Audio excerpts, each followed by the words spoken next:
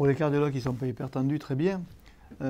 Pour le patient, c'est plus embêtant parce qu'il faut se souvenir que l'hypertension artérielle est la maladie qui tue le plus dans le monde.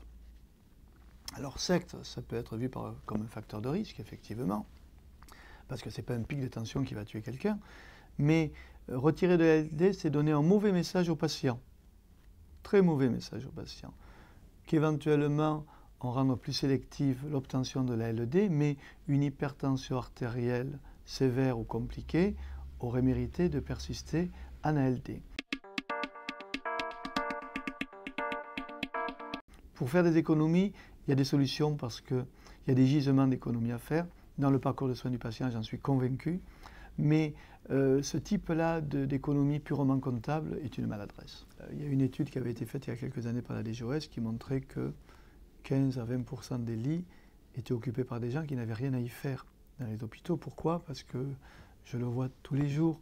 Souvent, l'hospitalisation, elle est autant liée à un problème social que médical, c'est-à-dire que la personne se dégrade un petit peu, et comme l'environnement n'est pas assez adapté, la seule solution qu'on trouve, c'est l'envoyer à l'hôpital.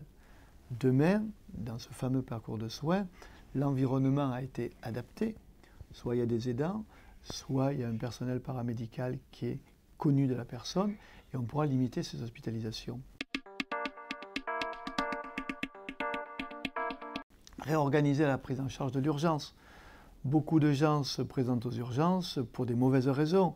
Alors quand je dis mauvaises raisons, ils n'ont pas trouvé un médecin, ou alors le médecin ne les a pas reçus à l'heure qu'ils voulaient, ou l'organisation de la permanence et des soins était mal faite, ou les urgences non programmées n'étaient pas prises en compte dans le bassin de vie, toutes choses qui peuvent se régler pour essayer de laisser aller à l'hôpital aux urgences que les patients qui relèvent d'une prise en charge hospitalière.